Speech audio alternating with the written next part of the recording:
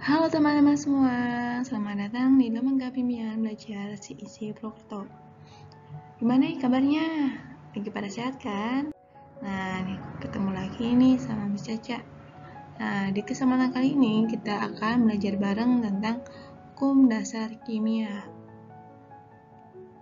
Nah, di hukum dasar kimia ini kita akan belajar 5 hukum dasar kimia. Yang pertama itu hukum perbandingan massa, yang kedua hukum perbandingan tetap, yang ketiga hukum perbandingan berganda, yang ketiga hukum perbandingan volume, dan yang terakhir adalah hukum Avogadro.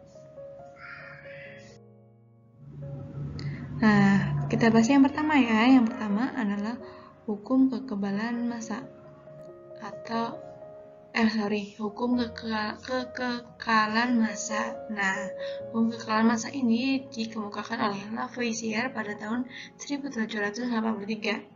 Nah, jadinya nama lain dari hukum kekekalan massa adalah hukum Lavoisier. Nah, menurut Lavoisier, pada setiap reaksi kimia, massa total zat sebelum reaksi adalah sama dengan massa total hasil reaksi. Jadi singkatnya, menurut Lavoisier, massa zat yang bereaksi itu sama dengan massa hasil reaksi. Jadi misalkan massa zat reaksinya 9, maka massa hasil reaksinya juga nanti 9. Contohnya ini, ada besi ya, Fe, kita reaksikan dengan sulfur, menghasilkan besi sulfida. Nah, misalkan kita ketahui Fe-nya itu 1 gram, dan S-nya belum ya, nanti menghasilkan 39 gram FeS atau besi sulfida.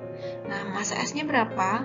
Nah, berdasarkan Lavoisier kan massa reaksi itu sama dengan massa hasil reaksi. Jadi nanti hasil 1 gram ditambah X itu akan sama dengan 3,9. Jadi kalau mencari massa S itu tinggal mengurangi massa Fe S dengan massa Fe. Jadi massa S itu tinggal 3,9 dikurangi 1. Jadi massa S adalah 2,9 gram. Oke, lanjut ke hukum yang kedua, yaitu hukum perbandingan tetap. Nah, hukum ini dikemukakan oleh Proust. Makanya nama lainnya juga adalah hukum Proust. Nah, Proust itu menyatakan bahwa perbandingan massa unsur-unsur penyusun dalam suatu senyawa adalah tetap. Jadi, sebelumnya Proust itu melakukan sebuah eksperimen dengan mereaksikan hidrogen dan oksigen sehingga terbentuk air dengan data sebagai berikut nih.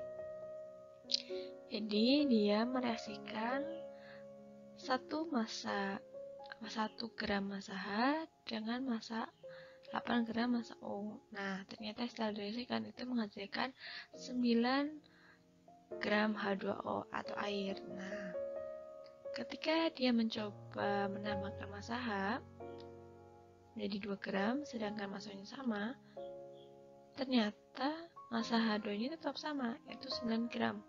Sedangkan sisanya 1 gram ada di H atau O. Nah, makanya yang uji ketiga dia coba ganti, jadi menambahkan massanya ke yang O. Jadi yang 8 jadi 9 gram, sedangkan massa H-nya tetap 1 gram. Nah, ketika direaksikan ternyata massa yang O yang terbentuk itu sama, itu tetap 9 gram. Dan ada sisanya berupa 1 gram massa H atau O-nya. Nah, dari situ kemudian dia berpikir untuk melipat gandakan massa sebelumnya yang 1,8 tadi. Jadi massa H-nya jadi 2 gram, jadi yang O-nya itu 2 kali lipatnya, jadi 16 gram. Ternyata terbentuk 18 gram air tanpa sisa. Nah, dari percobaan tersebut maka si Proust dapat menarik kesimpulan bahwa perbandingan massa H dan O pada H2O adalah 1:8. Karena ketika massa H dan O-nya 1:8 itu menghasilkan 9 gram air atau H2O tanpa sisa.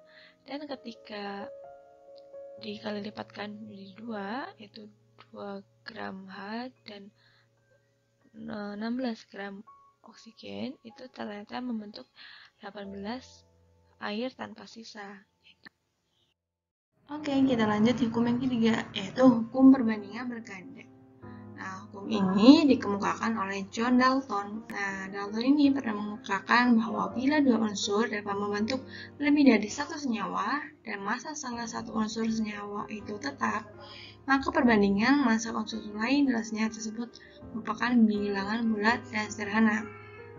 Nah, contohnya ini unsur karbon C sama oksigen itu ternyata bisa membentuk senyawa CO atau karbon monooksida sama CO2, karbon dioksida. Nah, kita mau ngecek kan hukum Dalton itu benar apa enggak. Nah, kita buat salah satunya sama masanya. Nah, kita di sini pilih pakai massa karbon atau C ya, yaitu 16 gram. Nah, bisa kita lihat ya, di sini massa C-nya sama, yaitu 16 di CO maupun CO2. Nah, kita coba cari perbandingan massa O-nya. Nah, di sini massa O pada CO adalah 20, sedangkan massa C-nya 16. Nah, massa dari 4 banding 5 ini merupakan hasil angka 16 ini sama 20 ini kita sederhanakan. Jadi kan yang bisa buat bagi 16 sama 20 itu 4 ya.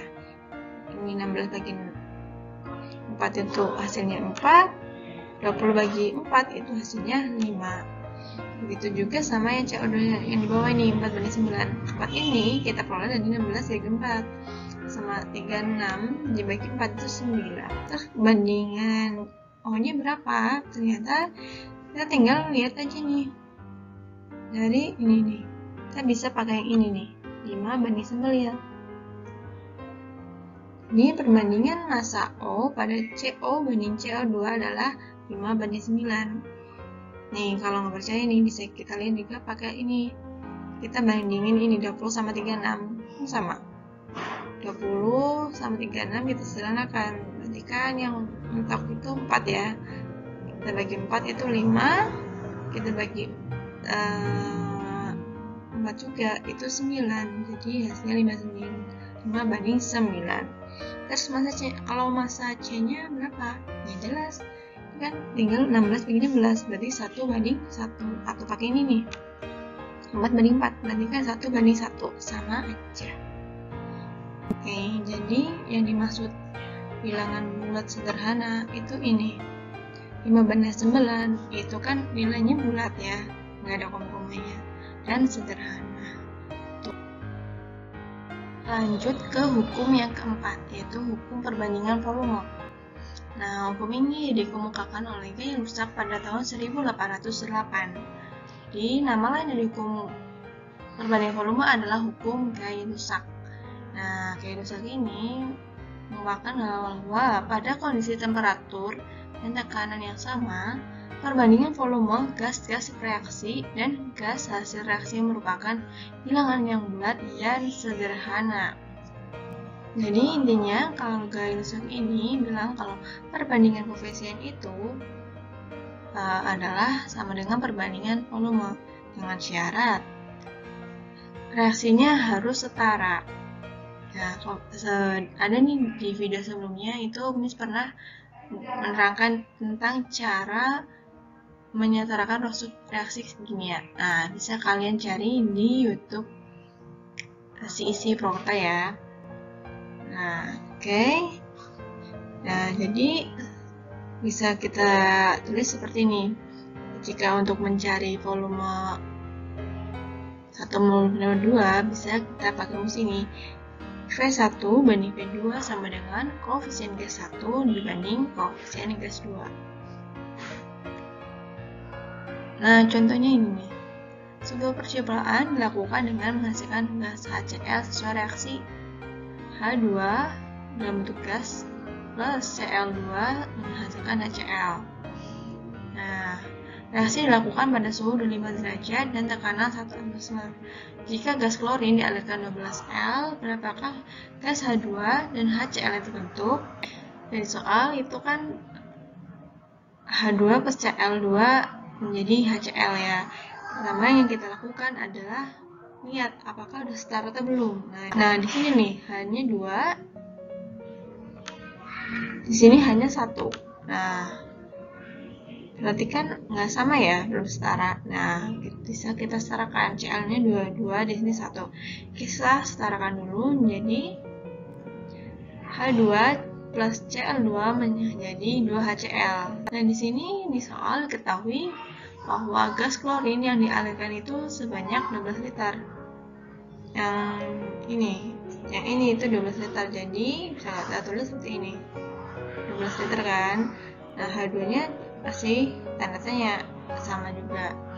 Nah yang disoalkan ditanyakan H2 sama HCl. Nah koefisiennya di sini 1 ya, di sini 1. Nah ini 2 ini merupakan koefisien. Nah kita pakai koefisien yang ini. Di sini kan nggak ada ya. Kalau nggak ada itu berarti tandanya dia 1. Ini nggak ada berarti 1. Di sini koefisiennya Cl yaitu 1 di 12 liter. Jadi yang H ini kan sama ya, 1. Jadi banyaknya juga sama, 12 liter. Nah ini kan kalau yang HCl itu koefisiennya 2. Jadi tinggal kita kalikan aja, berarti 2 kali 12. Ini HCl-nya 24 liter. Nah yang terakhir, hukum yang kelima adalah hukum Avogadro. Nah sesuai namanya ya, hukum ini dikemukakan oleh Amedeo Avogadro pada tahun 1811. Nah, menurut Avogadro, pada kondisi temperatur dan tekanan yang sama, semua gas yang volumenya sama akan mengandung jumlah molekul yang sama. Jadi, menurut Avogadro, perbandingan volume itu sama dengan perbandingan molekul. Atau bisa kita rumuskan seperti ini. F1 banding N1 sama dengan V2 banding N2, di mana F1 F itu untuk volume gas ya. Di F1 itu volume senyawa 1, F2 berarti volume senyawa 2. Jadi N1 cuma molekul gas senyawa 1, N2 berarti cuma molekul gas yang senyawa 2. Nah, dari yang sebelumnya berarti pakai rusak ya. Kita dapat 3 ini. Jadi V1 banding V2 sama dengan koefisien gas 1 dibanding koefisien gas 2 sama dengan mol gas 1 dibanding mol gas 2. Nah, 35 liter gas CO2 mengandung 3,5 kali 10 pangkat 23 molekul pada suhu tertentu dan temperatur yang sama. Berapakah jumlah molekul 70 liter gas H2? Nah, caranya seperti ini. Nah, kita tulis nih yang diketahui itu ada V1. V1-nya berarti CO2 ya, 35 liter. Yang kedua, N1-nya 3,5 liter, 3,5 kali 10⁻²3. Nah, V-nya 2-nya itu 7 liter, N2-nya berapa? Nah, tinggal kita pakai perbandingan yang ini tadi. V1 dibanding N1 dibanding V2, N2. Nah, perhatikan, kalau mencari N2 itu kita tinggal gini, N2 dikali V1 disilangkan ya, sama dengan N1 dikali V2. Nah, N2 dikali V1 35, sama dengan 3,5 kali 10⁻³ dikali kan 7. Nah, N2 berarti kan tinggal bagi 3,5 10 kali 10⁻³ dikali 7 dibagi 35 ya. 3,5 sama 35 ini kita bisa sederhanakan, kita bagi 1, ini bagi 10.